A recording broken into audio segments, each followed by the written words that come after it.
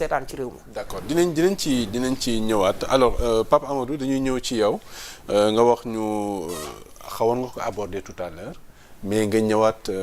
ci li nga xam ne mooy légalité décision bi ak moom njiitu réew mi fi mu ko teg ak ci yan ponk lañ mën a wéeru pour démonter en fait li nga xam ne moom la def en termes de déclaration pour wax ni reporter nañ élection yi ci lii la ko wér ak lii ci constitution bi mais que en vérité selon le droit loolu mu nga xam ne évoqué na ko loolu mën na ko di déjati. xam nga monsieur Coulibaly je l'ai dit tantôt tout à l'heure par rapport à ma première intervention xam nga le président de la République xam nga ñun aussi ni ñu tënkee suñu système politique yi au Sénégal le président de la République il a ce qu'on appelle l'hypertrophie présidentielle. Les pouvoirs du président de la République au Sénégal sont extrêmement exorbitants.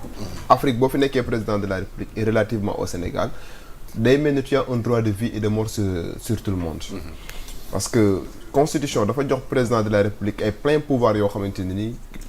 yow yaa am la clé de voûte des institutions, père de la nation entre autres. Donc yaakaar naa ne parfois ñoom dañ ciy user mais aussi dañ ciy abuser. Et pourquoi je dis que parfois ils ont tendance à user de ces pouvoirs et en abuser mooy tey jii nii le président de la République ñëpp bi nga xamante ne tey jii nii constaté nañ dafa war a def discours Sénégalais yëpp xamoon nañ déjà que le président de la République wala boog la plupart des Sénégalais avertis savaient déjà que ci situation bi lañ jëmoon parce que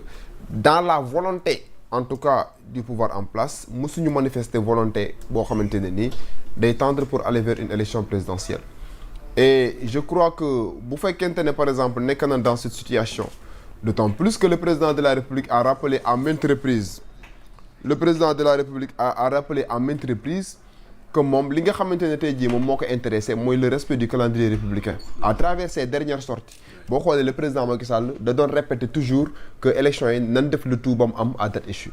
mais aujourd'hui bu fekkente ne par exemple ñëw na mu reporter élection yi sur la base d'un prétexte boo xamante ne nii un prétexte qui ne tient pas la route je le rappelle parce que tey jii quand on parle de fonctionnement régulier des institutions je vous ai rappelé tout à l'heure que Sénégal kenn mënul naatable ne les institutions fonctionnent régulièrement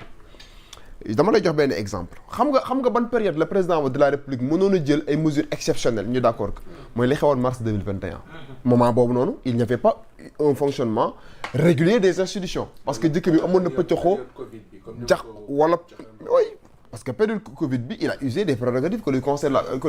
la Constitution. C'est ça. Pour aller vers l'état d'urgence. Mais est-ce que Sénégal présentement nous sommes rattrapés par une crise institutionnelle pouvant permettre au président de la République d'user des prérogatives que lui confère la Constitution? Non. Au moment où je vous parle toutes les institutions fonctionnent régulièrement léegi nag li am mooy lan ay accusations au départ parce que nee naa la tout a été orchestré. gis nga ñoom xamoon na ni fii leen jëm si de bi ñuy wax ay commission d'enquête xamoon na ni lépp day débouché ci ñu ne waaw comme que commission d'enquête am na y a des juges du conseil constitutionnel yoo xam ne y a des charges qui pèsent sur eux des accusations très grossières qui pèsent sur eux donc à partir du moment où il y a une collision une confrontation entre le conseil constitutionnel qui représente le pouvoir judiciaire et l'Assemblée nationale il va falloir maintenant que nous dem vers un rapport parce qu'il y a une crise institutionnelle non tout était orchestré au départ boo xoolee par exemple les Sénégalais avertis ñu ci bari depuis que ñu établiroon la commission d'enquête parlementaire am na ñoo xam ne déjà waxoon nañ ci plateau yi ne dañuy jëm vers un rapport moi-même qui vous parle la dernière fois bi may ñëw Sénégal cette ak ji bi je lui avais dit que gis nga toute cette stratégie orchestrée par le PDS entre autres et boo waxee PDS mënoo ciy génne Benno Bokk Yaakaar xam nga lan moo tax xam nga au départ dañuy wax ne par exemple waa PDS ñoom ñoo demandé commission d'enquête parlementaire à travers une résolution man nag awma benn problème par rapport aux commission d'enquête parlementaire sur la forme parce que article 48 règlement intérieur Assemblée nationale may na leen que mais fond bi ci boppam moo amul dara parce que boo xoolee bi nga xamante ne tey jii nii dem naan Assemblée nationale à l'hémicycle mais le comportement adopté par les députés de Benno Bokk Yaakaar pose problème parce que député Benno Bokk Yaakaar ñoom li ñu doon wax à travers l'hémicycle mooy lan mooy nan dem vers un report alors que ñoom am nañ candidat boo xam ne il se dit prêt pour aller vers ces élections là ñu suivre le PDS dans sa logique ñoom ñëpp ku ci jël parole Assemblée nationale li ngay wax mooy nan dem report alors qu'en réalité au départ on nous a vendu une accusation disant qu'il y a des juges du Conseil constitutionnel sur qui pèsent des accusations de corruption des accusations extrêmement graves parce que la corruption elle est prévue par les dispositions du code pénal et relativement les dispositions de l'article 159 du code pénal et je vous ai rappelé tout à l'heure que ñoom xamoon nañ ne peut-être conclusion commission d'enquête parlementaire bi quelle que soit conclusion bu mu mënti jël mënul am benn incidence ci li nga xam ne moom mooy processus électoral bi. Pourquoi? Parce que rappelé naa la tout à l'heure ma ne la Assemblée nationale même bu fekkente ne la résolution bi day viser des accusations de corruption à l'encontre de ces magistrats-là, mais il n'en demeure pas moins qu'en vertu du principe de la séparation des pouvoirs établi par l'article 88 de la Constitution, Assemblée nationale amul benn prérogative pour engager la responsabilité disciplinaire d'un magistrat, aucune prérogative pour engager la responsabilité pénale d'un magistrat. Un magistrat bu fekkente ne y a une accusation boo xam ne dañ ko prononcer à son encontre, Conseil supérieur de la magistrature moo mën a sanctionner sur le plan disciplinaire conformément à l'article 9 bi nga xam ne nii moom moo organiser le Conseil supérieur de la magistrature. Bu fekkente ne constaté na ne magistrat bi kat li ñu koy tuumaal am na en matière pénale, le magistrat il a un privilège de juridiction. Et à partir du moment où le magistrat a un privilège de juridiction, il n'est pas justiciable des juridictions de droit commun. C'est le procureur général près de la Cour suprême moom mooy engager une poursuite contre ce magistrat-là, prévoir nan la ñu mën a engager une commission d'instruction dans ce sens-là. Donc pour vous dire que Assemblée nationale même tey jii ni conclusion yi nga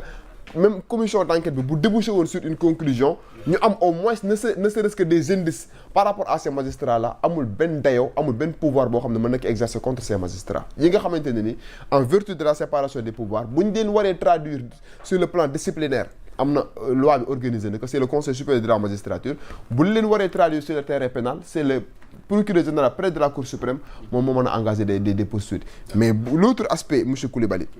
mais magistrats yi ñàkkuñu fayda. Au Sénégal un député quand il est poursuivi lan lay njëkk a wax immunité parlementaire. Dama am procureur saa bu woowee député lan la ñuy wax il s'arc-boute derrière une immunité parlementaire. mais loolu ñu mën a nangul député bi mu wax ne man dama am mbalaanu kiir laay, mais le magistrat tey ji il n'est pas n'importe qui. Tey magistrat yi nga xam ne nii dañ leen ciblé même bu leen Assemblée nationale woowoon sax duñ dem. Mais yow nan nga mën a comprendre benn magistrat sage ñëw devant l'Assemblée nationale boo xam ne la plupart des députés yi fa nekk xamuñu sax fu ñuy taxaw. Une Assemblée nationale boo xamante ne composée de gens yoo xamante ne xamuñu sax, ils n'ont même pas la possibilité de peser la valeur des responsabilités qui pèsent sur eux. Assemblée nationale boo xamante ni toxi buuxi moo fay am chaque jour, ay pëcc xoo xeex ay députés yoo xamante ne xamuñu sax lan mooy seen mission. Des députés qui se réclament